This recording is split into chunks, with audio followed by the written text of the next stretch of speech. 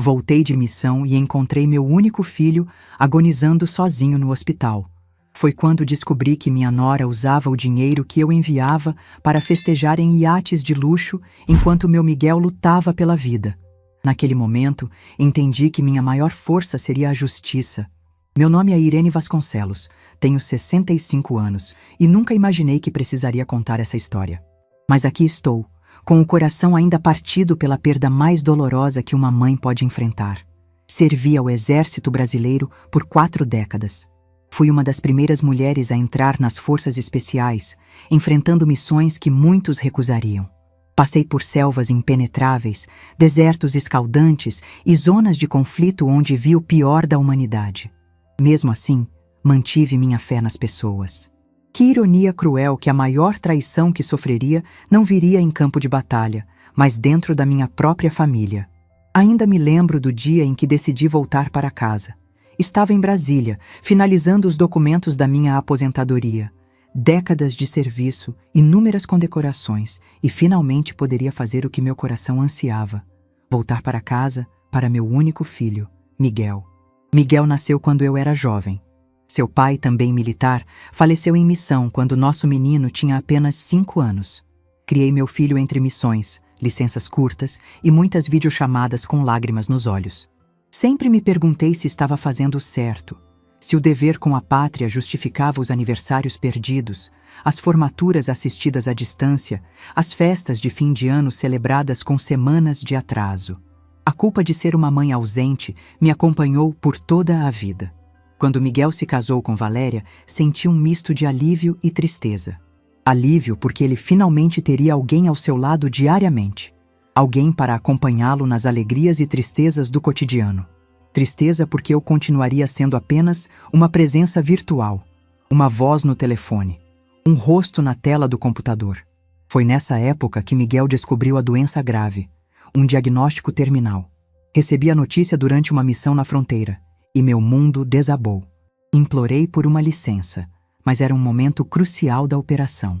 Tive que engolir o choro e seguir. O máximo que consegui foi aumentar significativamente o valor que enviava mensalmente para a conta conjunta de Miguel e Valéria, para garantir que ele tivesse o melhor tratamento possível. Durante os meses seguintes, vivi em constante angústia. Valéria me mandava atualizações esporádicas, sempre positivas demais para a gravidade que eu intuía. Ele está reagindo bem, os médicos estão otimistas, ele perguntou por você hoje. Mensagens curtas, sem detalhes, que acalmavam momentaneamente minha consciência, mas deixavam um gosto amargo de desconfiança. Na minha última semana de serviço, decidi fazer uma surpresa. Não avisei ninguém sobre minha volta. Queria ver a expressão no rosto de Miguel quando eu aparecesse na porta, finalmente livre para ficar ao seu lado pelo tempo que fosse necessário. Comprei presentes, organizei minha mudança, planejei cada detalhe. Cheguei a Florianópolis ainda na madrugada. O céu estava escuro, mas meu coração leve pela primeira vez em anos. Peguei um táxi direto para o endereço que tinha, um condomínio na Lagoa da Conceição. Durante o trajeto, observei a cidade adormecida, imaginando como seria minha nova vida ali, finalmente perto do meu filho. O táxi parou em frente a um condomínio elegante. Paguei, peguei minhas malas e me dirigi à portaria. O segurança noturno me olhou com estranheza quando mencionei o nome de Miguel. A senhora é parente do senhor Miguel? Sou a mãe dele, respondi com orgulho. Vi algo passar pelos olhos do homem. Um desconforto evidente, como se não soubesse o que dizer. A senhora não ficou sabendo? Ele perguntou finalmente. Meu coração acelerou. Saber o quê? O que aconteceu com meu filho? Seu Miguel está internado há dias, senhora. No Hospital Santa Esperança. Achei que a família já soubesse. O mundo começou a girar ao meu redor. Dias internado? E Valéria não tinha me falado nada? A última mensagem dela, recente, dizia apenas que tudo seguia normal. E a esposa dele? Valéria? Perguntei, já temendo a resposta. O segurança desviou o olhar. Não a vejo há dias. Parece que viajou. Deixei minhas malas na portaria e pedi ao segurança que chamasse outro táxi urgentemente. Os minutos até o hospital foram os mais longos da minha vida. 1000 pensamentos passavam pela minha cabeça. Por que Valéria não me avisou? Por que ela não estava no hospital? Como estava meu filho? Quando cheguei ao hospital, ainda estava escuro. A recepcionista do turno da noite despertou com minha chegada agitada. Preciso ver meu filho. Miguel Vasconcelos. Sou a mãe dele. Ela digitou algo no computador e seu rosto mudou. Chamou uma enfermeira que estava passando. Conversaram em voz baixa, me olhando ocasionalmente. A enfermeira se aproximou. Senhora Irene, sou Sandra, enfermeira-chefe da UTI. Seu filho está sob meus cuidados. Como ele está? Posso vê-lo agora? A enfermeira hesitou. Ele está em estado muito crítico, senhora. Sinceramente, estávamos tentando contato com familiares há dias. A esposa dele deixou um número que não atende e não tínhamos outros contatos. Senti minhas pernas fraquejarem. Mas e o tratamento? Ele estava em recuperação, foi o que me disseram. Sandra me olhou com genuína surpresa.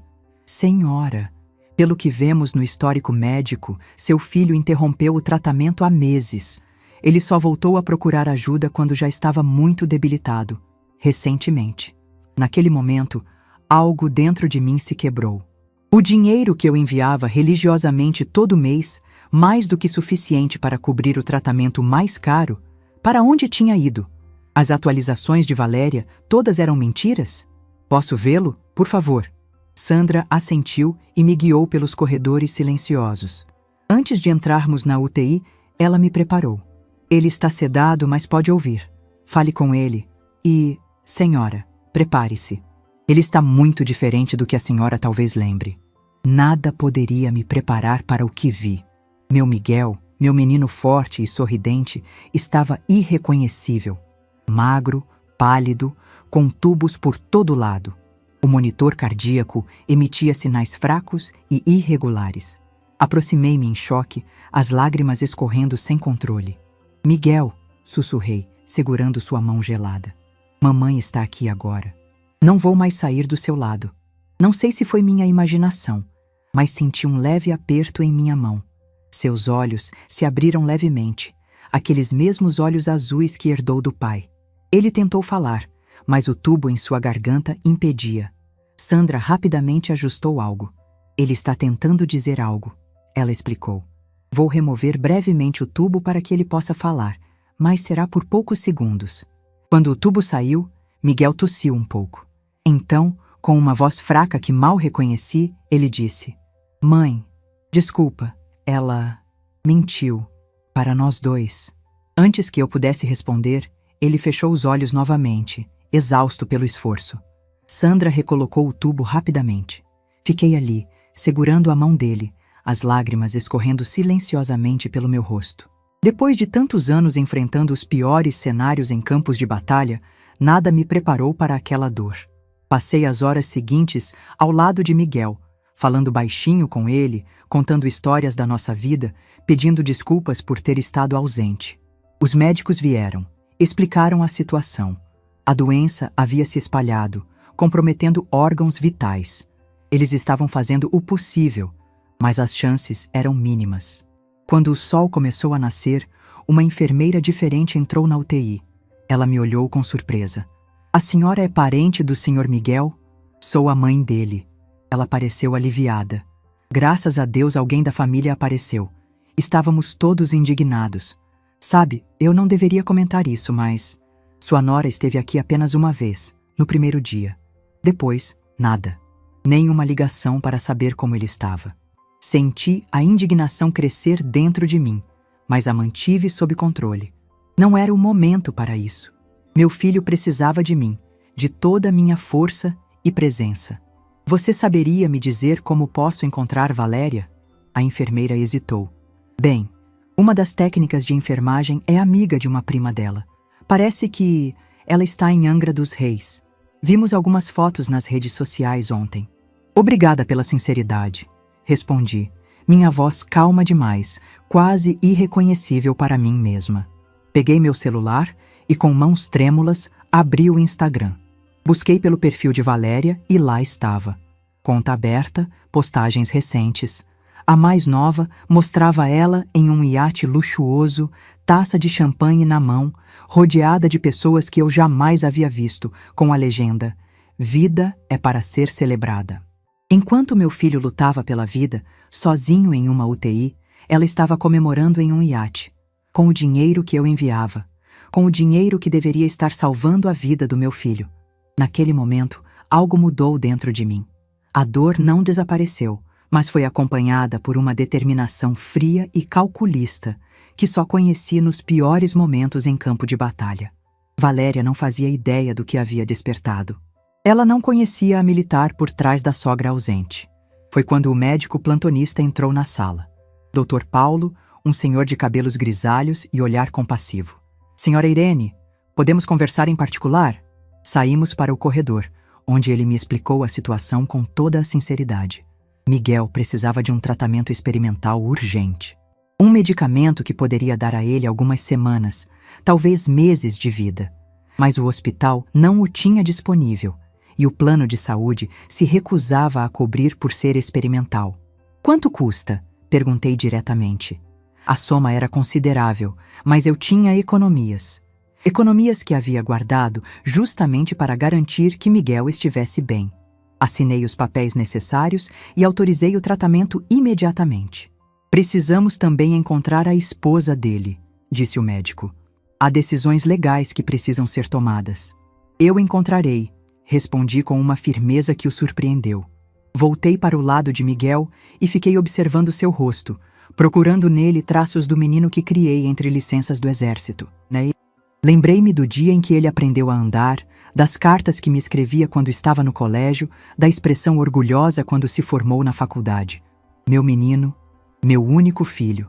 Peguei novamente meu celular e liguei para um velho amigo do exército, agora na reserva como eu, mas trabalhando em um importante banco de Florianópolis.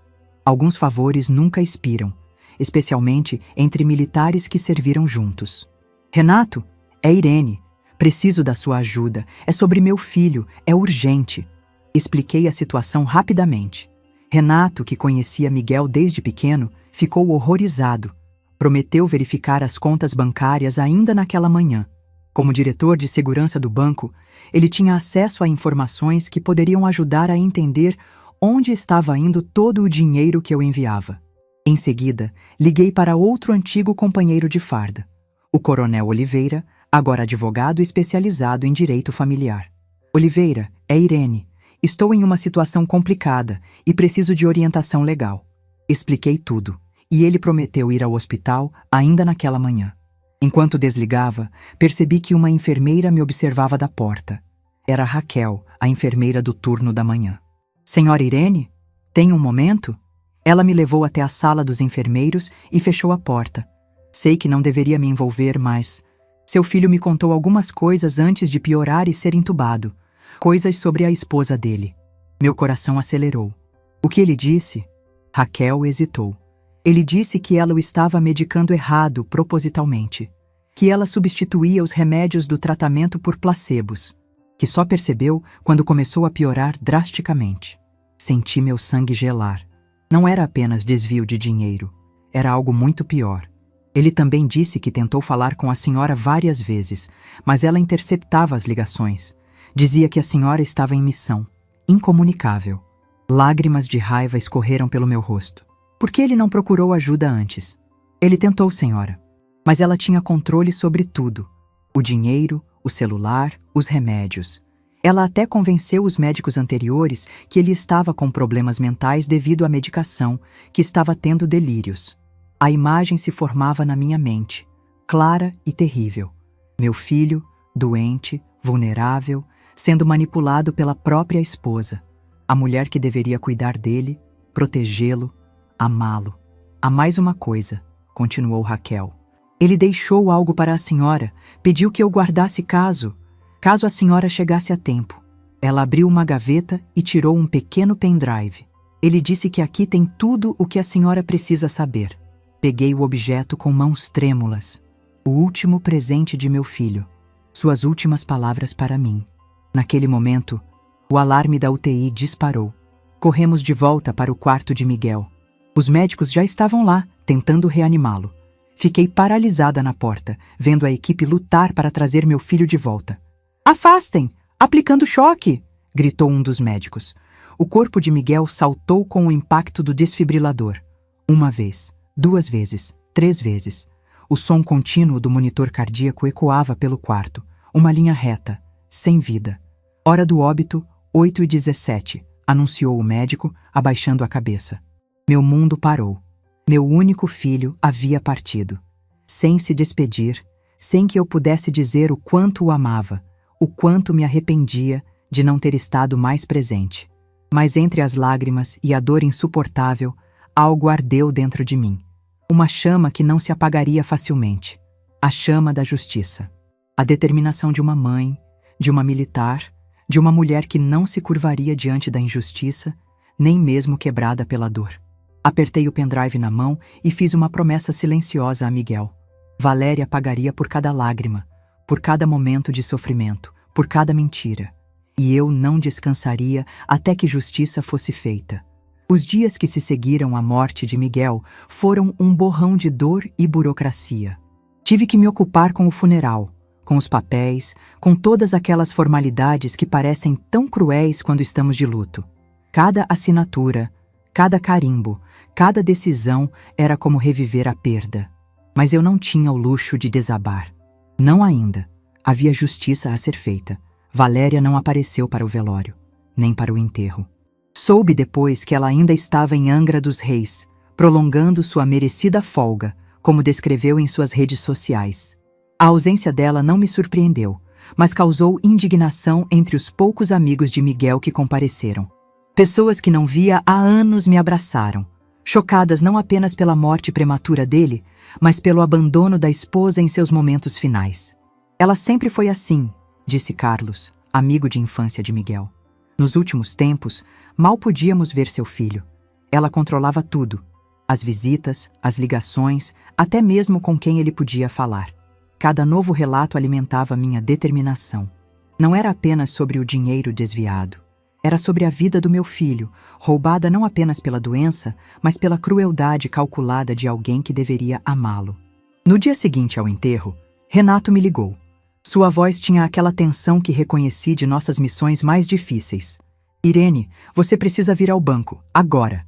Não pediu explicações. Em menos de 1 hora, estava em sua sala privativa, cercada por telas de computador e um ar de confidencialidade que me era familiar. Há algo muito errado aqui, começou ele, mostrando planilhas e extratos bancários. O dinheiro que você enviava mensalmente para a conta conjunta de Miguel e Valéria, todos os valores foram transferidos para uma conta exclusiva dela em menos de 24 horas após cada depósito. Observei os números, as datas, os padrões. Era metódico, calculado. Não eram impulsos ou decisões de momento. Era um plano cuidadosamente executado durante anos. Foram mais de 2 milhões de reais nos últimos 2 anos, continuou Renato. E veja para onde ia o dinheiro.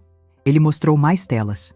Compras em lojas de luxo, transferências para agências de viagem, pagamentos para iates, resorts exclusivos, spas. Uma vida de opulência enquanto meu filho definhava sem o tratamento adequado. E tem mais, Renato abaixou a voz.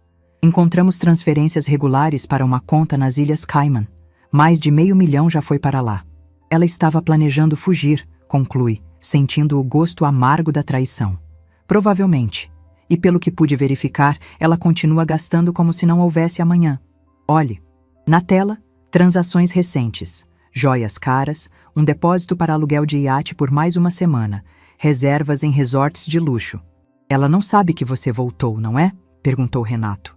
Não, e precisamos manter assim por enquanto. Saí do banco com cópias de todos os documentos e uma decisão tomada.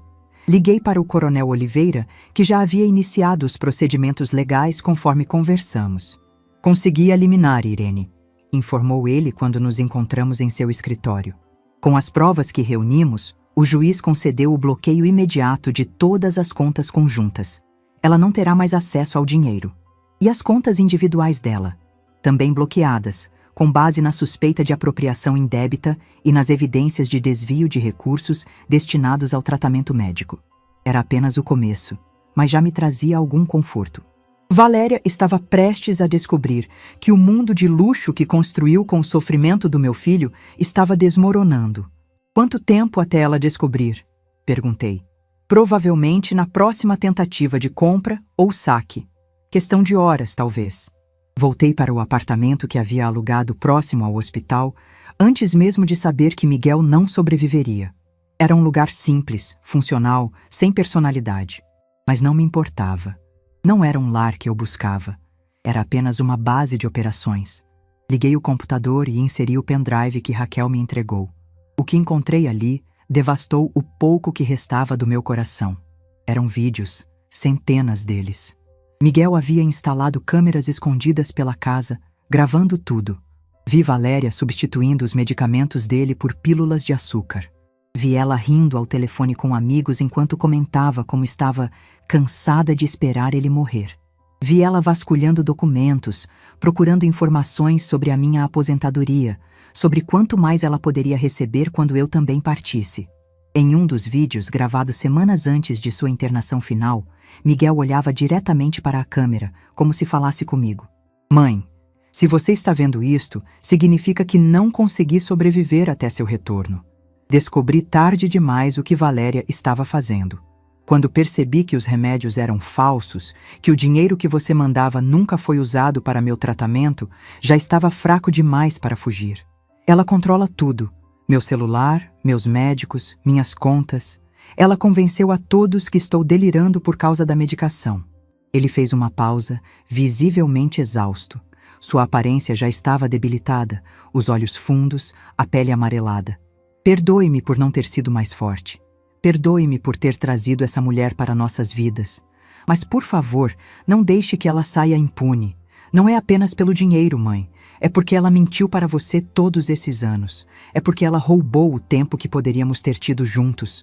As lágrimas escorriam pelo meu rosto enquanto assistia às últimas palavras do meu filho. Sua coragem, mesmo à beira da morte, de tentar proteger não a si mesmo, mas a mim, era de partir o coração. O último vídeo era o mais recente, gravado apenas 3 dias antes de sua internação. Miguel mal conseguia ficar sentado. Sua respiração era difícil, mas ainda assim fez questão de registrar suas palavras finais. Mãe, há uma coisa que preciso que você saiba. Valéria não está sozinha nisso. O irmão dela, Eduardo, é quem administra a conta nas Ilhas Cayman. Ele é quem planejou tudo desde o início. Foi ele quem a incentivou a se casar comigo quando descobriu que você tinha uma carreira militar bem-sucedida. Eles planejaram isso por anos, mãe. Anos esperando o momento certo. Essa revelação foi como um soco no estômago. Não era apenas Valéria. Era uma conspiração familiar para se apropriar do meu dinheiro, para usurpar o que eu havia juntado durante décadas para garantir o futuro do meu filho. Fiz cópias de todos os vídeos e enviei para Oliveira. Evidências irrefutáveis que garantiriam não apenas o bloqueio das contas, mas possivelmente a prisão dos envolvidos. O telefone tocou perto da meia-noite. Era Renato. Aconteceu. Ela tentou usar o cartão em um restaurante em Angra e foi recusado. Depois, tentou sacar dinheiro, também sem sucesso. Acabou de ligar para o banco, completamente histérica. Ela sabe o motivo do bloqueio? Não especificamente. Apenas informamos que houve uma ordem judicial. Ela mencionou voltar imediatamente para Florianópolis para resolver a situação. Ótimo, respondi, sentindo uma calma estranha. Deixe-a vir. Nos 2 dias seguintes, me preparei. Organizei os documentos, assisti a todos os vídeos novamente, gravando detalhes importantes. Conversei longamente com Oliveira sobre a estratégia legal. Visitei novamente o hospital, agradeci a Sandra e Raquel por terem sido as únicas a realmente se importar com meu filho em seus momentos finais. Foi Raquel quem me deu mais uma peça do quebra-cabeça. Seu filho me pediu para entregar isto se a senhora aparecesse depois que fosse tarde demais. Era um diário, um pequeno caderno onde Miguel registrou detalhadamente sua deterioração, como começou a desconfiar que algo estava errado, como tentou buscar ajuda. Havia nomes, datas, detalhes que se encaixavam perfeitamente com os vídeos. Ele sabia que não sobreviveria, disse Raquel, com lágrimas nos olhos. Mas fez questão de documentar tudo para proteger a senhora. No 3º dia, após o bloqueio das contas, o interfone do meu apartamento tocou. Era o porteiro. Senhora Irene, tem uma mulher chamada Valéria insistindo para subir. Diz que é sua nora. Senti meu coração acelerar. Não de medo, mas de uma determinação gelada. Pode deixá-la subir, por favor. Sentei-me na poltrona da sala, de frente para a porta. Nos meus anos de serviço militar, enfrentei inimigos armados, situações de vida ou morte, momentos de tensão extrema, mas nada se comparava a este momento. Estava prestes a encarar a mulher que roubou meu filho de mim 2 vezes, primeiro com mentiras, depois com negligência. A campainha tocou. Abri a porta e vi Valéria pela primeira vez em anos. Estava bronzeada, bem vestida, com joias caras que reconheci dos extratos bancários. Por um instante, pareceu confusa ao me ver. Irene? O que você está fazendo aqui? Quando voltou? Seu tom era de surpresa genuína, talvez até de preocupação. Uma atriz perfeita. Há alguns dias, Valéria. Por favor, entre. Ela entrou, olhando ao redor do apartamento simples. Estava te procurando em casa. O que aconteceu? Por que está neste lugar? E por que minhas contas estão bloqueadas? Mantive a calma, observando cada reação dela. Onde está Miguel? Perguntei simplesmente. Ela hesitou e vi o primeiro lapso em sua interpretação impecável. Ele está no hospital. Teve uma recaída enquanto eu estava viajando. Ia visitá-lo assim que resolvesse essa questão do banco. Uma recaída. Repeti lentamente. É assim que você chama o que aconteceu com ele? Algo no meu tom deve ter acendido um alerta nela. Seus olhos se estreitaram levemente. O que quer dizer? O que está acontecendo, Irene? Em vez de responder, peguei o controle remoto e liguei a televisão. Havia preparado um dos vídeos do pendrive para este momento. Na tela, Valéria apareceu, despejando os comprimidos do tratamento no vaso sanitário e substituindo-os por pílulas falsas. Ela empalideceu instantaneamente. O que é isso? De onde tirou essa gravação? Miguel está morto, Valéria. As palavras saíram de mim com uma frieza que não reconheci. O rosto dela passou por uma rápida sucessão de expressões. Choque, medo, cálculo. Morto? Meu Deus! Quando? Como? Você realmente se importa? Estava ocupada demais, festejando em iates para estar ao lado dele em seus últimos momentos. Valéria recuou um passo, percebendo que eu sabia muito mais do que ela imaginava. Irene, não sei o que te contaram, mas... Não me contaram nada, Valéria. Eu vi. Vi meu filho morrer sozinho, enquanto você gastava o dinheiro que deveria salvar a vida dele. Mostrei outro vídeo. Desta vez, ela ao telefone, rindo enquanto dizia a alguém: quando ele morrer e a velha se aposentar, teremos acesso a tudo. É só questão de tempo. Valéria parecia ter levado um tapa.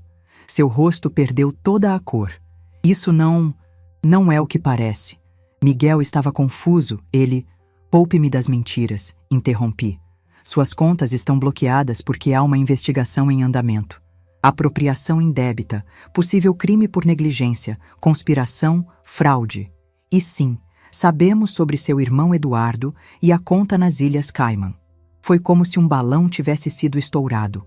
Toda a fachada de Valéria desmoronou. O medo deu lugar à raiva. Você não entende nada. Acha que foi fácil? Ficar presa àquele homem doente, cuidando dele enquanto você estava longe, brincando de soldado? A crueldade das palavras deveria ter me ferido, mas em vez disso, só confirmou o que eu já sabia sobre ela. Ninguém te obrigou a se casar com meu filho. Ninguém te obrigou a ficar com ele. Mas você escolheu ficar para roubar o dinheiro dele, para me roubar. E no processo, você roubou a vida do meu filho. Valéria pareceu recuperar um pouco da compostura, seu cérebro claramente calculando alternativas. Você não tem provas suficientes. Esses vídeos podem ter sido manipulados. Sua palavra contra a minha. E eu sou a viúva desolada. Você é a mãe ausente que apareceu tarde demais. Sorri pela primeira vez, um sorriso que não alcançou meus olhos. É aí que você se engana. Tenho os registros bancários. Tenho os depoimentos dos médicos e enfermeiros. Tenho o diário de Miguel. E tenho isso. Mostrei um último vídeo. Nele, Miguel falava claramente sobre o plano de Valéria e Eduardo, citando datas, valores, conversas que ouviu. Era seu testemunho final, gravado com a consciência de que poderia ser usado após sua morte. Valéria desabou no sofá, finalmente compreendendo a extensão da situação. O que você quer? Dinheiro? Posso devolver tudo.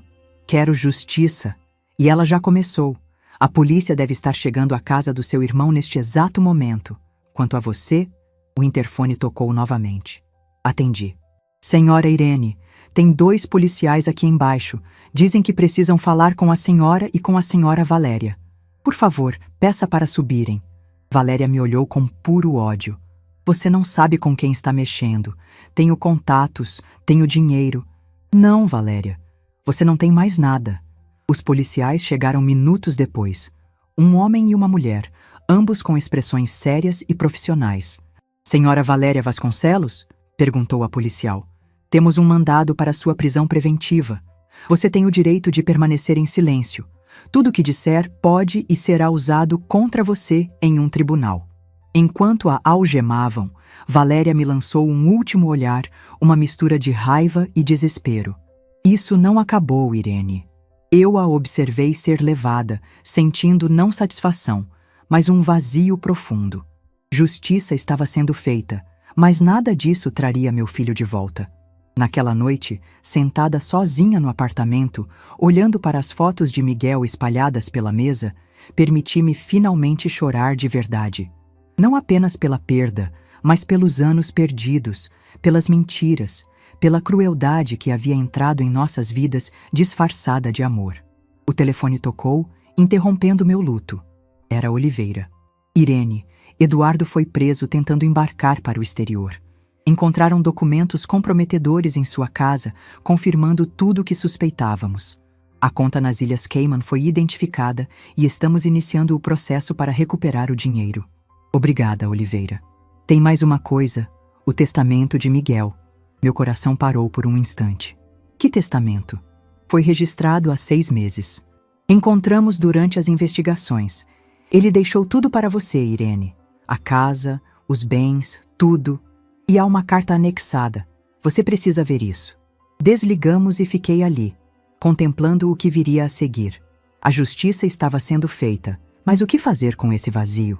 Como seguir adiante quando o motivo que me trouxe de volta já não existia mais?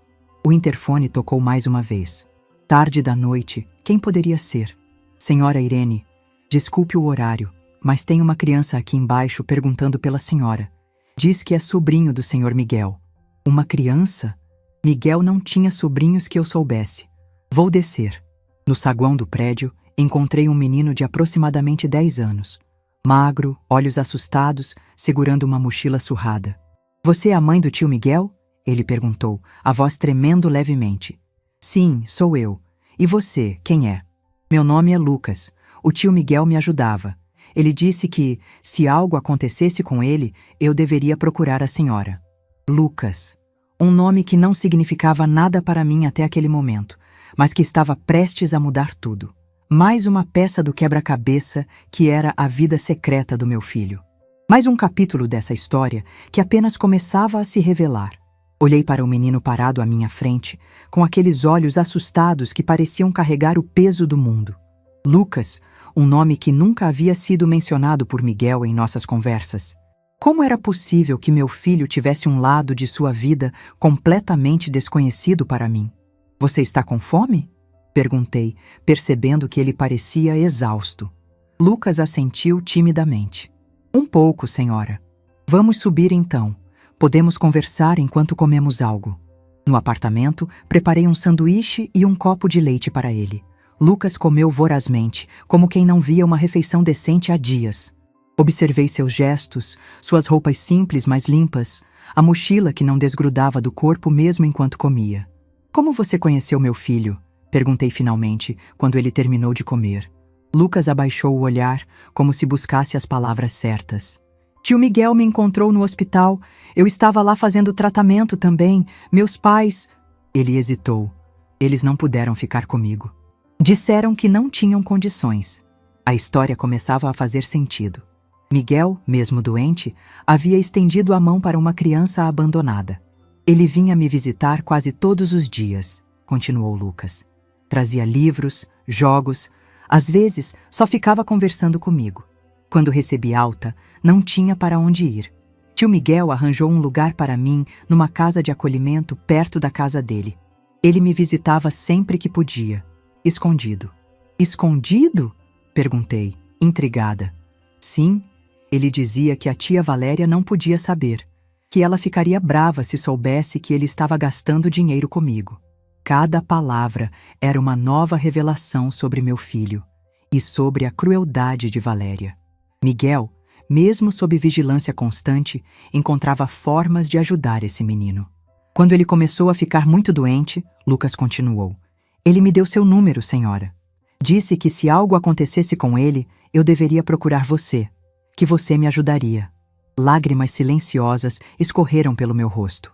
Mesmo nos seus momentos finais, Miguel pensou nos outros. Pensou neste menino que agora estava diante de mim, assustado e sozinho. E onde você está morando agora, Lucas? Na casa de acolhimento, mas a coordenadora disse que não podem me manter por muito mais tempo. Estão lotados e... Sua voz falhou. E eu não tenho família. Naquele momento, algo despertou dentro de mim. Uma certeza, um propósito. Talvez fosse o destino. Talvez fosse apenas a última vontade do meu filho se manifestando. Mas eu soube exatamente o que precisava fazer. Você tem para onde ir esta noite? Ele balançou a cabeça negativamente. Então ficará comigo. Amanhã visitaremos a casa de acolhimento e conversaremos com a coordenadora. O alívio no rosto do menino foi instantâneo. Preparei o sofá para ele dormir e antes de se deitar, Lucas abriu sua mochila surrada e tirou um envelope. O tio Miguel me pediu para entregar isso a você, se nos encontrássemos.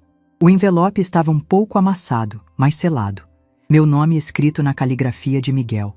Agradeci com a voz embargada e esperei que Lucas adormecesse para abri-lo. Dentro havia uma carta escrita à mão e uma pequena chave. Mãe, se você está lendo esta carta, significa que não estou mais aí e que Lucas conseguiu encontrá-la. Perdoe-me por nunca ter mencionado ele antes. Conheci Lucas durante meu tratamento. Um menino incrível que foi abandonado pelos pais quando descobriram sua doença. Tentei ajudá-lo como pude, escondido de Valéria, que se opunha a qualquer gasto desnecessário, como ela chamava. Lucas é especial, mãe. Inteligente, corajoso, com um coração enorme apesar de tudo que passou. Ele me lembrava de mim quando criança, talvez por isso tenhamos nos conectado tão rapidamente. A chave que envio é do meu escritório na universidade. Lá, no fundo da última gaveta da mesa, há uma pasta com documentos importantes. Entre eles, um pedido de tutela de Lucas que iniciei secretamente. Não consegui completar o processo, mas talvez você possa. Sei que é muito pedir. Você acabou de se aposentar, provavelmente sonhava com uma vida tranquila. Mas Lucas precisa de alguém, mãe. Alguém como você, que o ensine a ser forte sem perder a bondade. Se não for possível, entenderei. Apenas peço que o ajude a encontrar um bom lar, com pessoas que o amem verdadeiramente. Quanto a Valéria, você provavelmente já descobriu a verdade sobre ela. Não guarde ódio no coração, mãe. Ela pagará por suas ações de uma forma ou de outra. Viva sua vida com amor, com propósito. É o que sempre admirei em você. Com todo o meu amor, Miguel. Rele a carta várias vezes, as lágrimas tornando as palavras embaçadas. Mesmo enfrentando sua própria mortalidade, Miguel pensou no futuro de uma criança abandonada. Seu último pedido não era por vingança, mas por compaixão. Olhei para Lucas dormindo no sofá, seu peito subindo e descendo em um ritmo tranquilo. Uma criança que já havia enfrentado mais abandono e dor do que muitos adultos. Uma criança que meu filho havia escolhido para ajudar. Naquela noite, tomei minha decisão. Na manhã seguinte, o interfone tocou cedo. Era Oliveira com notícias. Irene, precisamos conversar. Há complicações no caso. Desce para encontrá-lo no saguão, deixando Lucas ainda dormindo. O que aconteceu? Perguntei assim que o vi. Valéria conseguiu liberdade provisória. O juiz entendeu que não há risco de fuga, já que bloqueamos as contas e confiscamos o passaporte dela. Senti meu estômago afundar. Como isso é possível? Com todas as evidências? Ela tem um advogado muito influente. Alguém está financiando sua defesa. Suspeitamos que seja algum outro membro da família que não identificamos ainda. E Eduardo? Ele continua detido. As provas contra ele são mais contundentes, especialmente após a análise dos documentos encontrados em sua casa. Respirei fundo, tentando controlar a frustração. O que isso significa para o processo? Significa que ela está em liberdade, mas o caso continua. Temos o depoimento das enfermeiras, os vídeos, os registros bancários. Ela enfrentará a justiça, Irene. Só vai demorar mais do que esperávamos. Agradeci Oliveira pelas informações e voltei ao apartamento. Lucas estava acordado, olhando pela janela com aquela expressão perdida que partia meu coração. Temos muito o que fazer hoje, anunciei, tentando soar animada. Primeiro, vamos visitar seu abrigo e conversar com a coordenadora. Depois, precisamos ir à universidade onde meu filho trabalhava. Lucas assentiu, um leve brilho de esperança em seus olhos. O centro de acolhimento. Esperança ficava em um bairro simples, mas bem cuidado. A coordenadora, Dona Matilde, nos recebeu com uma expressão de alívio ao ver Lucas. Graças a Deus você está bem. Ficamos preocupados quando você não voltou ontem. Expliquei quem eu era e como Lucas havia me encontrado. Dona Matilde sorriu tristemente. Miguel era um anjo. Vinha visitar Lucas sempre que podia. Trazia material escolar, roupas, coisas que não conseguíamos fornecer com nossos recursos limitados. Lamentamos muito sua partida. Em seu escritório, Dona Matilde me contou mais sobre a situação de Lucas. Seus pais o haviam abandonado quando descobriram sua doença, alegando não ter condições financeiras para o tratamento. Desde então, ele vivia em instituições, sendo transferido de uma para outra conforme a disponibilidade. E como está a saúde dele agora? Perguntei preocupada. Estável. O tratamento foi bem sucedido, mas ele precisa de acompanhamento regular. Infelizmente, não temos estrutura para mantê-lo por muito mais tempo. Estamos superlotados e há crianças em situações mais urgentes. Olhei pela janela e vi Lucas sentado em um banco no jardim, observando outras crianças brincarem. Sozinho, como parecia estar acostumado a ficar. Quero iniciar o processo de tutela dele, declarei, surpreendendo até a mim mesma com a firmeza da minha voz. Dona Matilde piscou algumas vezes, como se não tivesse certeza de ter ouvido corretamente. Tutela? A senhora tem certeza? É um grande compromisso, especialmente para alguém que acabou de perder um filho. Tenho absoluta certeza. Meu filho iniciou esse processo antes de falecer. Quero concluí-lo. Saímos do abrigo com uma pasta cheia de documentação e orientações. Lucas estava silencioso, mas seus olhos revelavam uma mistura de esperança e medo de se decepcionar novamente. Nossa próxima parada foi a Universidade Federal, onde Miguel havia sido professor de História. Encontrar seu escritório não foi difícil. Seu nome ainda estava na porta, como se esperassem seu retorno. A chave encaixou perfeitamente. Dentro, um escritório pequeno, mas organizado, repleto de livros e papéis cuidadosamente arrumados. Senti a presença de Miguel naquele espaço, sua dedicação, sua paixão pelo conhecimento. Ele me trazia aqui às vezes, disse Lucas, quebrando o silêncio. Me mostrava livros com figuras de lugares distantes, me ensinava sobre história, dizia que um dia eu poderia ser um professor como ele. Sorri através das lágrimas. E você pode, Lucas, se for isso que quiser. Encontrei a gaveta mencionada na carta e, como Miguel havia descrito, uma pasta com documentos. Entre eles, o pedido de tutela parcialmente preenchido, faltando apenas as assinaturas finais e os documentos que acabáramos de conseguir no abrigo.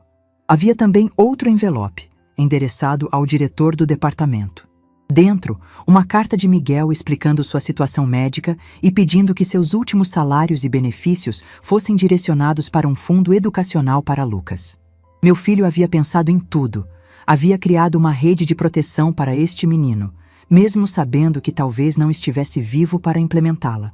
Voltamos ao apartamento no final da tarde, exaustos, mas com um senso de propósito renovado. Enquanto Lucas tomava banho, recebi uma ligação de Renato. Irene, descobrimos algo importante. Valéria tem visitado regularmente um cofre bancário que não estava em nossos registros iniciais. Conseguimos uma ordem judicial para abri-lo. E o que encontraram? Documentos, joias e um testamento. Um testamento? De Miguel? Não, Irene. Um testamento falsificado, com sua assinatura. Senti meu sangue gelar. Minha assinatura? Como assim? Um documento declarando que, em caso de sua morte, todos os seus bens, incluindo sua pensão militar, iriam para Miguel e, consequentemente, para Valéria, como esposa dele. Obviamente, uma falsificação, mas muito bem feita. Ela estava se preparando para o futuro, Irene, para quando você também partisse. A extensão do plano de Valéria se revelava cada vez mais macabra. Não era apenas sobre o dinheiro que eu enviava para o tratamento de Miguel. Era um esquema de longo prazo, meticulosamente arquitetado para se apropriar de tudo o que eu possuía. Isso é monstruoso, consegui dizer finalmente. Há mais. Encontramos evidências de que ela investigou sua saúde. Relatórios médicos seus, que ela não deveria ter acesso.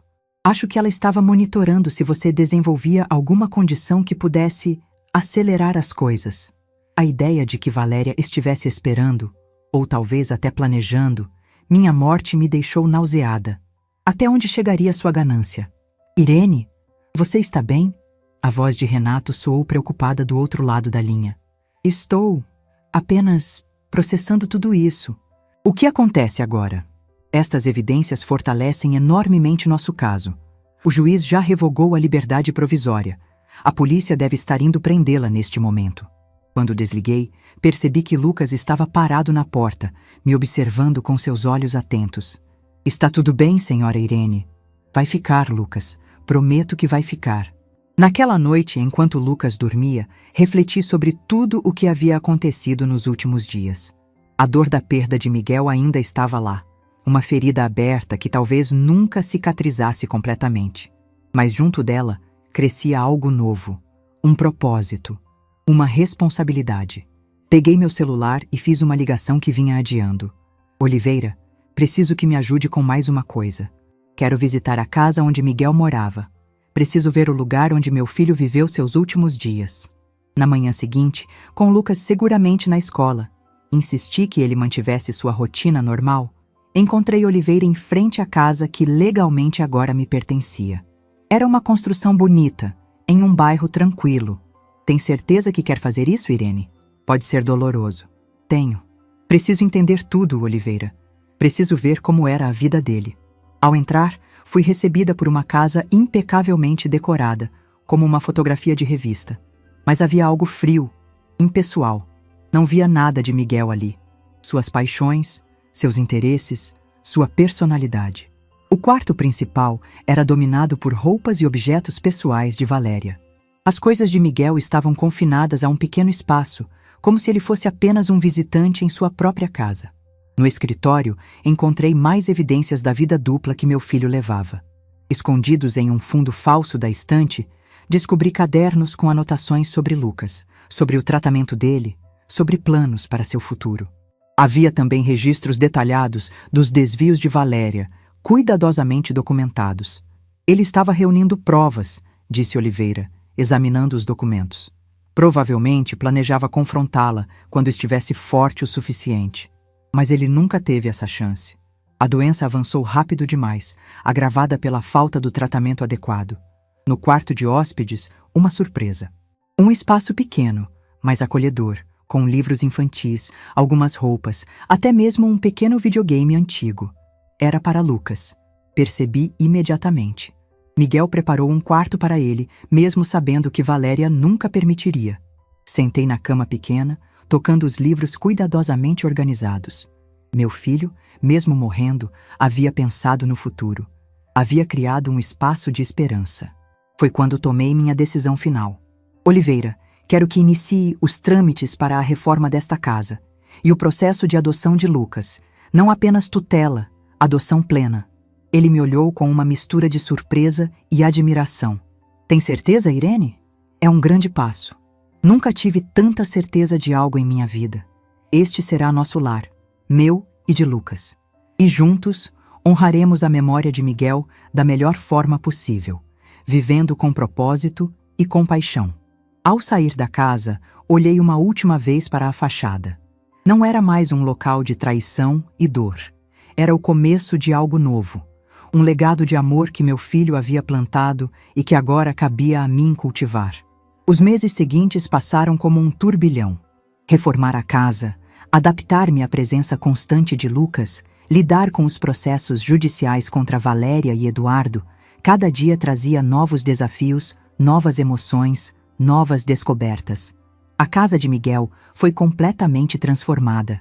As paredes frias ganharam cores quentes. Os espaços impessoais foram preenchidos com vida.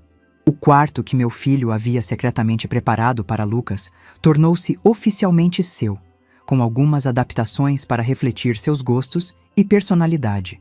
Em uma tarde ensolarada, enquanto organizávamos livros na estante da sala, Lucas encontrou uma foto antiga. Miguel adolescente, sorrindo ao lado do pai antes que o perdêssemos em missão. Ele se parece comigo, Lucas comentou surpreso. Olhei para a foto e depois para o menino. Realmente havia uma semelhança notável, o mesmo formato de rosto, o mesmo sorriso discreto. Não era uma semelhança genética, obviamente, mas uma daquelas coincidências que fazem você acreditar que algumas conexões são predestinadas. Talvez seja por isso que vocês se deram tão bem desde o início, respondi, sentindo um aperto no coração. Lucas passou os dedos pela foto cuidadosamente.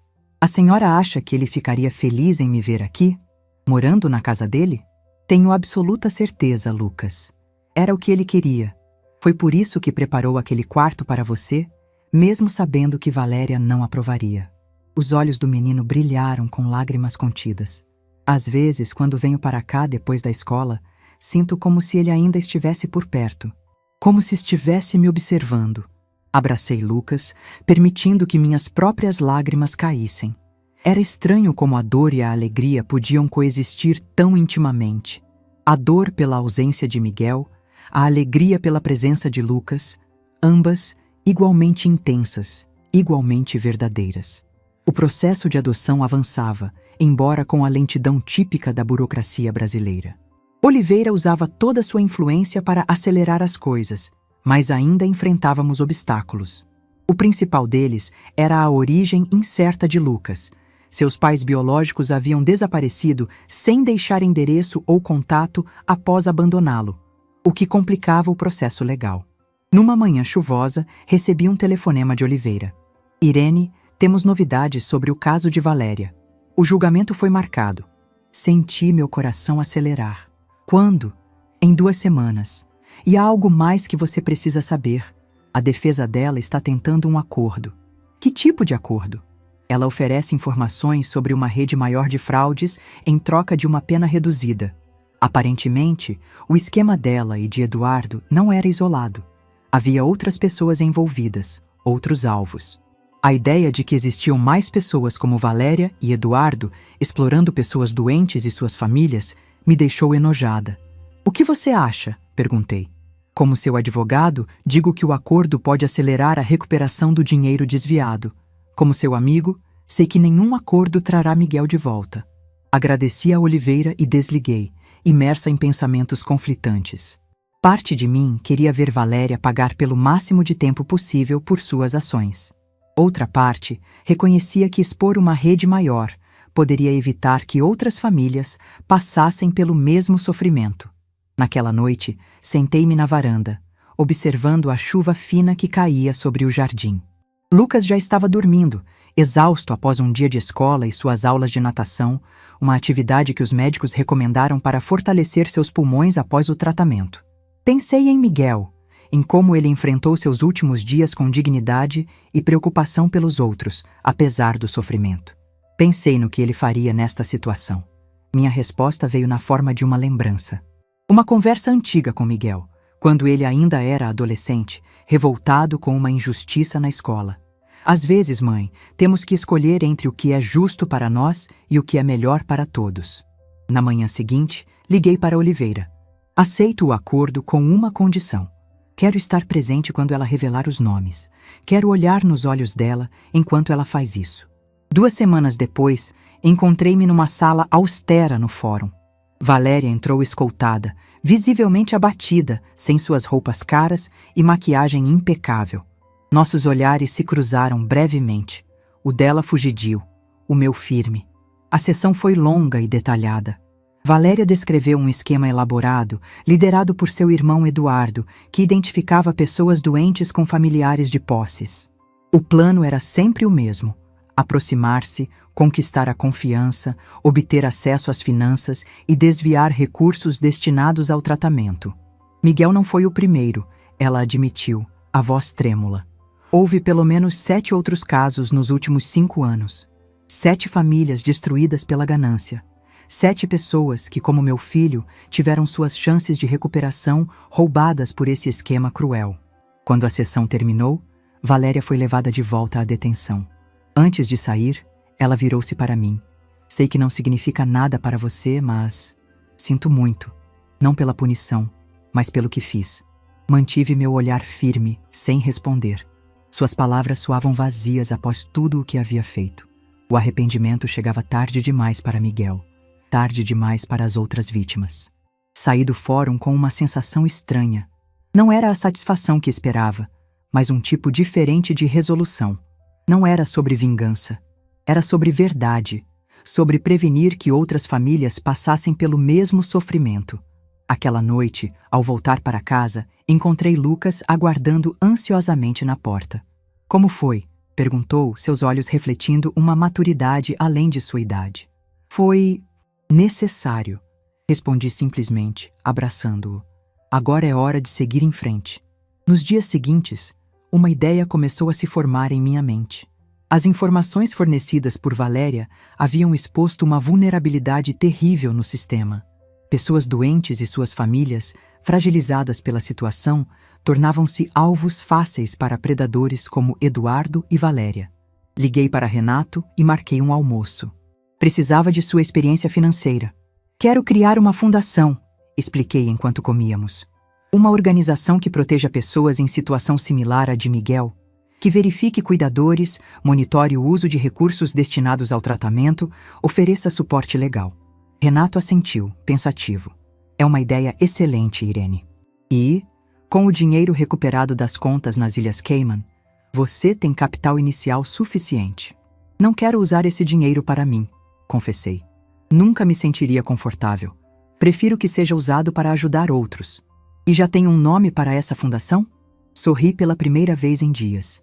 Fundação Miguel Vasconcelos, um legado positivo surgindo da tragédia.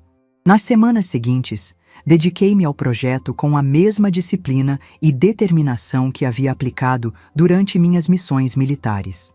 Pesquisei, planejei, recrutei pessoas, estabeleci parcerias com hospitais e organizações sociais. Lucas acompanhava tudo com interesse genuíno, oferecendo ideias surpreendentemente práticas para alguém tão jovem. Poderíamos ter um grupo especial para crianças como eu, sugeriu durante o jantar. Crianças que estão sozinhas durante o tratamento. Poderíamos ajudá-las a não se sentirem abandonadas. Olhei para ele com admiração. É uma ideia brilhante, Lucas. Você gostaria de me ajudar a planejar isso? Seus olhos brilharam de entusiasmo. Posso mesmo? Claro que pode. Afinal, você conhece melhor do que ninguém o que essas crianças precisam. Foi assim que nasceu o Projeto Estrela, uma ramificação da Fundação Miguel Vasconcelos, dedicada exclusivamente ao suporte de crianças em tratamento sem acompanhamento familiar adequado. Em uma tarde especial, recebemos a notícia que tanto esperávamos. O juiz havia finalmente aprovado a adoção. Lucas oficialmente se tornava Lucas Vasconcelos, meu filho. Celebramos com um pequeno jantar em casa, apenas nós dois e alguns amigos próximos, Oliveira, Renato, Dona Matilde do abrigo e 2 enfermeiras que haviam cuidado de Miguel e Lucas, Sandra e Raquel. Enquanto todos conversavam animadamente na sala, encontrei Lucas sozinho na varanda, olhando para as estrelas. Está tudo bem? Perguntei, sentando-me ao seu lado. Sim, ele respondeu, sorrindo timidamente. Só estava pensando no tio Miguel. Será que ele pode nos ver de onde está? Tenho certeza que sim, respondi, envolvendo seus ombros com meu braço. E tenho certeza que ele está muito orgulhoso de você. Lucas ficou em silêncio por um momento, então perguntou: Posso chamar a senhora de avó agora? Já que sou oficialmente um Vasconcelos? Senti meu coração se expandir de uma forma que não acreditava ser mais possível. Eu adoraria isso, Lucas. Ele sorriu, recostando-se contra mim. Obrigado por me encontrar, vovó. Não, meu querido. Obrigada a você por encontrar a mim. A inauguração da Fundação Miguel Vasconcelos Aconteceu exatamente 6 meses após a morte do meu filho. O prédio, uma antiga casa restaurada próxima ao hospital, foi decorado com fotos de Miguel em diferentes fases da vida, sempre sorrindo, sempre com aquele brilho de bondade nos olhos. O Projeto Estrela ocupava uma ala inteira, colorida e acolhedora, projetada com as sugestões de Lucas. Havia espaços para leitura, jogos e até mesmo um pequeno estúdio onde as crianças podiam gravar mensagens para familiares distantes. Durante a cerimônia de inauguração, fui surpreendida por um grupo de pessoas que nunca havia conhecido. Familiares das outras vítimas do esquema de Eduardo e Valéria. Vieram agradecer pela exposição da rede, pela chance de também obterem justiça. Uma senhora de idade avançada segurou minhas mãos entre as suas. Meu marido não sobreviveu para ver justiça sendo feita, mas graças à senhora, a morte dele não foi em vão. Outros serão poupados desse sofrimento. No final da cerimônia, Lucas pediu para falar. Subiu ao pequeno palco com nervosismo, mas determinação. Eu não conheci o tio Miguel por muito tempo, começou ele, a voz inicialmente trêmula, mas ganhando firmeza. Mas ele mudou minha vida. Quando todos me abandonaram, ele me encontrou. Quando eu estava sozinho, ele me mostrou que família não é apenas sobre sangue, é sobre amor. A sala inteira estava em silêncio, muitos olhos marejados. Agora tenho uma nova família, continuou Lucas, olhando para mim. E juntos, vamos continuar o trabalho que o tio Miguel começou. Vamos encontrar outras crianças como eu. Vamos mostrar a elas que não estão sozinhas. Quando ele terminou, a sala explodiu em aplausos. Abracei meu neto. Sim, meu neto, não apenas legalmente, mas em meu coração, com orgulho transbordante. Naquela noite, ao regressar para casa, senti uma paz que não experimentava há muito tempo. A dor da perda de Miguel ainda estava lá. Provavelmente sempre estaria. Mas ao seu lado, crescia algo igualmente poderoso. Um propósito renovado. Um legado de amor. Olhei para Lucas, adormecido no banco de trás do carro. Seu rosto sereno iluminado pelos postes de luz que passavam. De alguma forma, através da pior tragédia da minha vida, havia encontrado um novo começo. Uma segunda chance de ser a família que sempre desejei ser. E em algum lugar, tinha certeza, Miguel estava sorrindo. 6 meses se passaram desde a inauguração da Fundação Miguel Vasconcelos.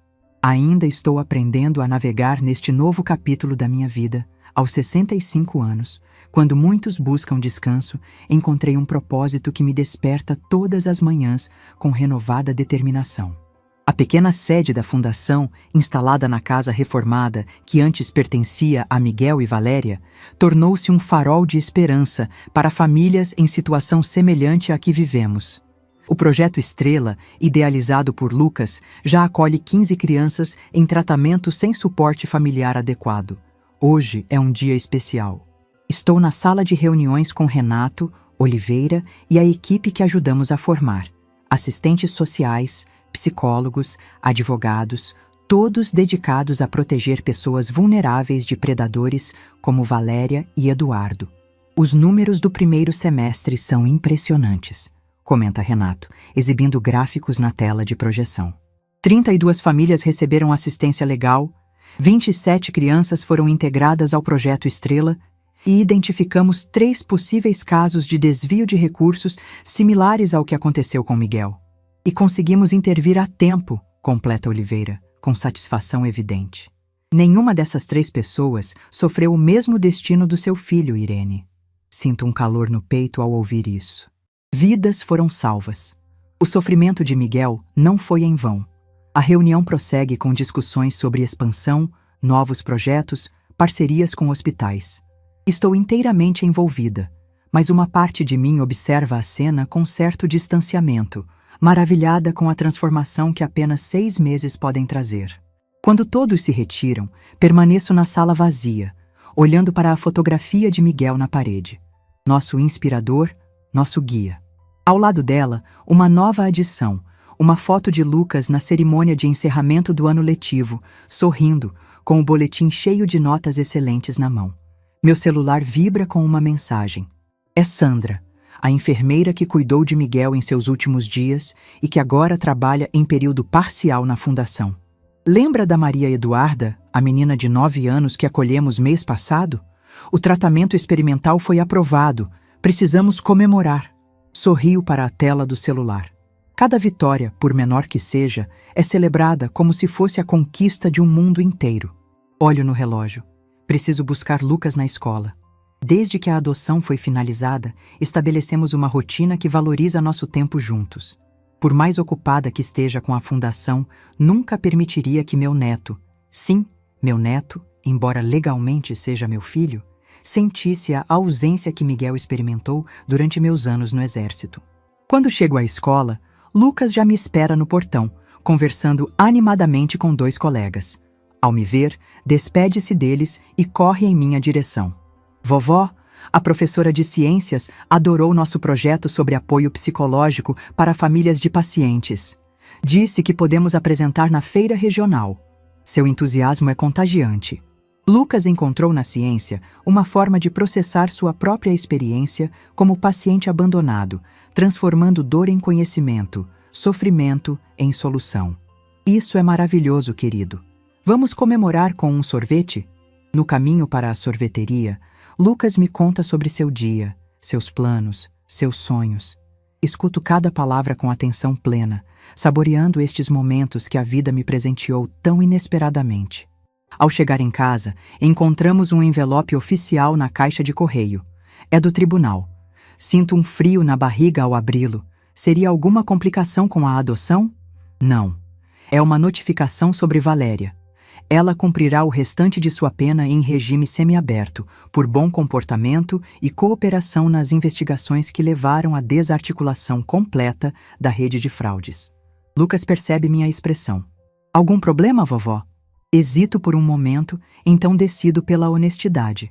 Sempre prometi a mim mesma que nossa relação seria baseada na verdade, por mais difícil que fosse. É sobre Valéria. Ela vai para o regime semiaberto. Ele assimila a informação em silêncio. Apesar da pouca idade, Lucas compreende a complexidade da situação melhor do que muitos adultos.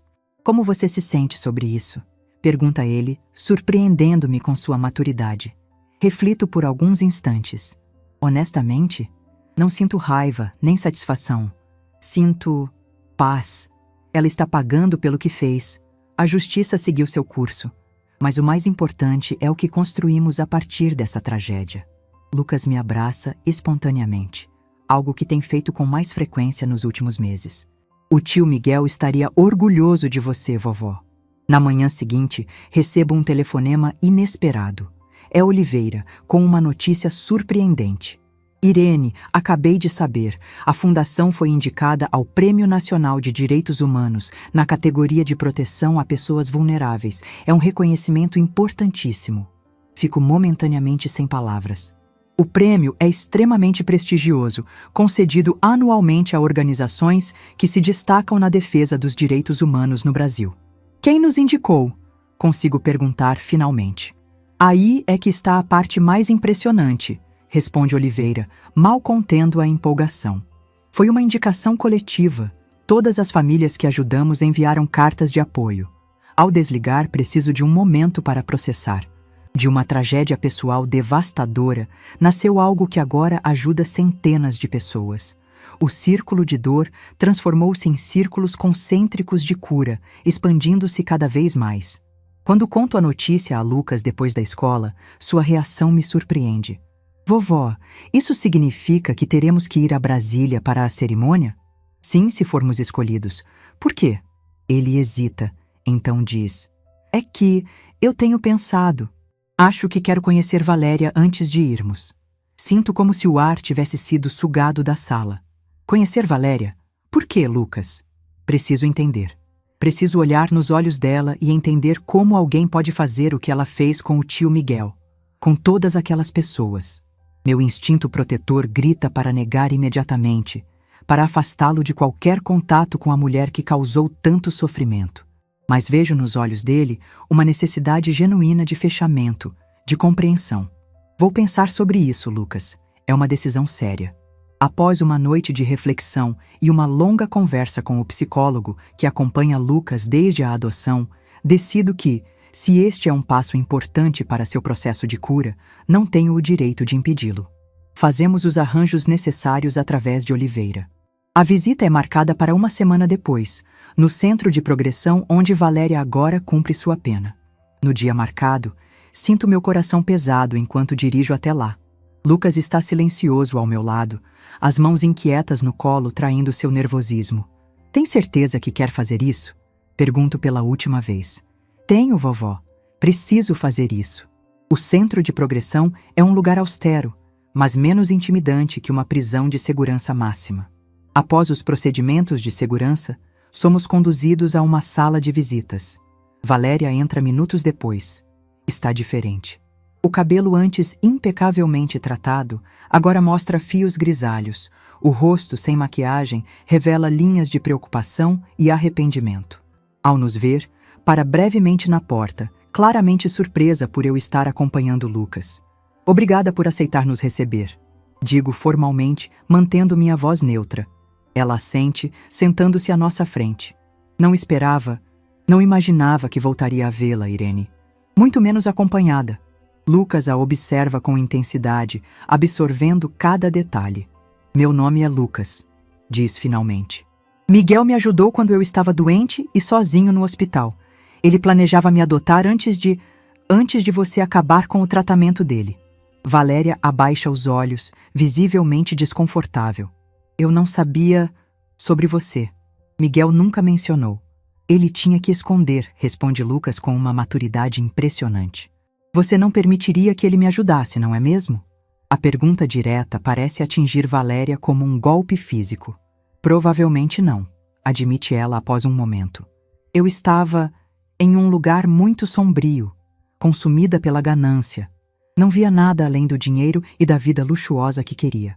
Eu vim aqui para entender, continua Lucas, para tentar compreender como alguém pode fazer o que você fez. Miguel era uma pessoa incrível. Ele ajudou tantas pessoas, inclusive eu. Valéria finalmente levanta os olhos e vejo algo que nunca pensei que veria. Lágrimas genuínas. Não há explicação que justifique o que fiz, diz ela, a voz trêmula.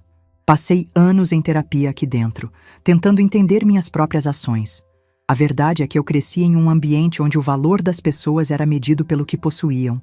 Meu irmão e eu fomos criados assim. Ela faz uma pausa, tentando recompor-se. Não estou buscando perdão. Sei que não o mereço. Mas quero que saibam que entendo completamente a monstruosidade do que fiz. E que uso cada dia aqui para tentar me tornar uma pessoa diferente.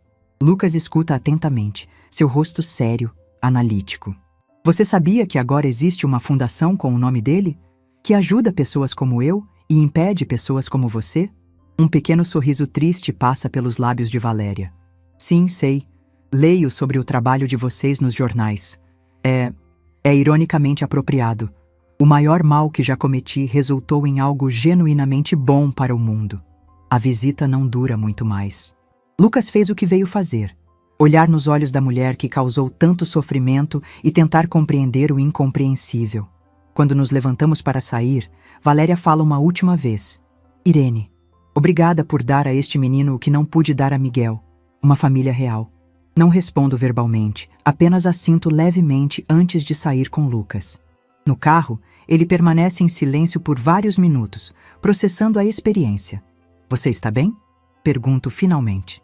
Estou, responde ele pensativo. Sabe o que percebi, vovó? Que ela é só uma pessoa. Não um monstro, não um demônio. Uma pessoa que fez escolhas terríveis. E isso te ajuda de alguma forma? Sim, ele diz com convicção. Porque significa que o mal não é alguma força misteriosa e incontrolável. São escolhas, e podemos escolher diferente. Como o tio Miguel escolheu me ajudar, mesmo quando estava sofrendo. Como você escolheu me acolher, mesmo depois de perder seu filho. Engulo o nó na garganta, tocada pela sabedoria deste jovem que o destino colocou em minha vida. 2 semanas depois, recebemos a notícia. A Fundação Miguel Vasconcelos foi oficialmente selecionada para receber o Prêmio Nacional de Direitos Humanos. A cerimônia será em Brasília, no mês seguinte. Os preparativos são intensos, discursos para escrever, passagens para comprar, acomodações para reservar. Toda a equipe da fundação vibra com a notícia, vendo nela a validação de meses de trabalho árduo e dedicação. Na véspera da viagem, enquanto arrumo as malas, encontro algo que não via há tempos: minha antiga farda militar, cuidadosamente dobrada no fundo do armário. Toco o tecido, as medalhas, sentindo uma conexão com a mulher que fui, disciplinada, determinada, sempre pronta para a próxima missão. Percebo que não sou mais aquela pessoa, mas também não sou completamente diferente. A disciplina, a determinação, o senso de dever, tudo isso permanece. Apenas o campo de batalha mudou. Lucas aparece na porta do quarto. "Posso entrar, vovó?" "Claro, querido." Ele se senta ao meu lado na cama, olhando com curiosidade para a farda em minhas mãos. "Era isso que você usava no exército?" "Sim, em ocasiões formais." Ele toca as medalhas com reverência. "Você foi uma heroína lá, não foi? Assim como é agora." Sorrio, tocada pela comparação. "Apenas fiz meu trabalho o melhor que pude, Lucas, assim como faço agora." "Vovó, tem uma coisa que quero te mostrar antes de irmos para Brasília." Ele sai e volta momentos depois com um envelope. Dentro há um desenho, claramente feito por ele, embora com o talento artístico de alguém que se dedica mais às ciências. O desenho mostra 3 figuras: um homem jovem, um menino e uma mulher mais velha. Abaixo, uma legenda simples: "Minha família." "Eu sei que o tio Miguel não está mais aqui fisicamente", explica Lucas, "mas ele sempre será parte da nossa família. Foi ele quem nos uniu." Abraço meu neto com toda a força que meu coração permite, lágrimas silenciosas escorrendo pelo meu rosto. Neste momento, sinto uma presença ao nosso redor, não de forma sobrenatural ou mística, mas como uma certeza profunda de que Miguel, de alguma forma, está presente neste abraço. No dia da cerimônia em Brasília, o auditório está repleto de autoridades, ativistas de direitos humanos, representantes de organizações sociais. Quando o apresentador chama a Fundação Miguel Vasconcelos, subo ao palco acompanhada por Lucas, Renato, Oliveira, Sandra, Raquel e outros membros essenciais da equipe. Diante do microfone, olho para a plateia e vejo rostos atentos, expectantes. Vejo também, nas primeiras fileiras, algumas das famílias que ajudamos. Seus olhares de gratidão são o verdadeiro prêmio que buscamos. A Fundação Miguel Vasconcelos nasceu de uma tragédia pessoal. Começo, minha voz firme apesar da emoção. Meu filho, Miguel, foi vítima de pessoas que viram em sua vulnerabilidade uma oportunidade para exploração e ganho pessoal. Ele não sobreviveu para ver justiça sendo feita, mas seu espírito de bondade e compaixão vive em cada vida que tocamos através desta fundação. Faço uma pausa, olhando para Lucas ao meu lado, que sorri encorajadoramente. Por décadas, servi ao meu país através das Forças Armadas. Acreditava que essa era minha missão, meu propósito. Hoje entendo que aquela era apenas a preparação para a batalha mais importante da minha vida. A luta pela proteção dos vulneráveis, pela dignidade dos esquecidos, pela justiça para os explorados. As palavras fluem do meu coração, não do discurso preparado em minhas mãos. Este prêmio não é para mim, nem mesmo para uma fundação. É para cada pessoa que já se sentiu sozinha em seus momentos de maior fragilidade. É uma promessa de que não precisam mais enfrentar esses momentos na solidão. De que existem pessoas, muitas pessoas, prontas para defender seus direitos, proteger sua dignidade e caminhar ao seu lado. Ao final do discurso, a plateia se levanta em uma ovação emocionada. Lucas segura minha mão com força, seus olhos brilhando de orgulho. Renato, Oliveira e a equipe nos abraçam, formando um círculo de afeto e propósito compartilhado. Horas mais tarde, de volta ao hotel, estou na varanda do quarto contemplando as luzes de Brasília quando Lucas se junta a mim. "No que está pensando, vovó?" Sorrio para ele, este jovem extraordinário que trouxe tanta luz à minha vida. "Estou pensando em caminhos, Lucas, em como a vida nos leva por rotas que nunca imaginamos. Como você ter me encontrado?" "Exatamente. Como eu ter servido ao exército por 40 anos apenas para descobrir que minha verdadeira missão começaria na aposentadoria. Como a maior dor da minha vida, perder Miguel, se transformou na fonte do maior propósito que já conheci. Lucas olha para o céu estrelado. Sabe o que o tio Miguel me disse uma vez? Que a vida é como uma constelação. Às vezes só conseguimos ver o desenho completo quando olhamos para trás e conectamos os pontos. Abraço meu neto, maravilhada com sua sabedoria. Aos 65 anos, depois de uma vida inteira servindo ao país, encontrei meu verdadeiro propósito. Não no poder das armas ou na rigidez da disciplina militar, mas no poder da compaixão e na força do amor. Miguel se foi, mas seu legado vive em cada vida que tocamos através da fundação. Vive especialmente em Lucas, este jovem extraordinário que, de alguma forma misteriosa, conecta 3 gerações de nossa família. Não sei o que o futuro reserva. Sei apenas que, enquanto tiver forças, continuarei lutando. Não mais em campos de batalha distantes, mas nas trincheiras diárias da compaixão humana. E nesta batalha, nunca estarei sozinha. Olho para o céu estrelado e sussurro. Conseguimos, meu filho.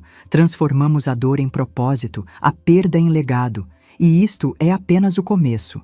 Se essa história tocou seu coração, deixe seu like, se inscreva no canal e comente aqui embaixo. No meu lugar, o que você faria? Sua mensagem pode iluminar o dia de alguém.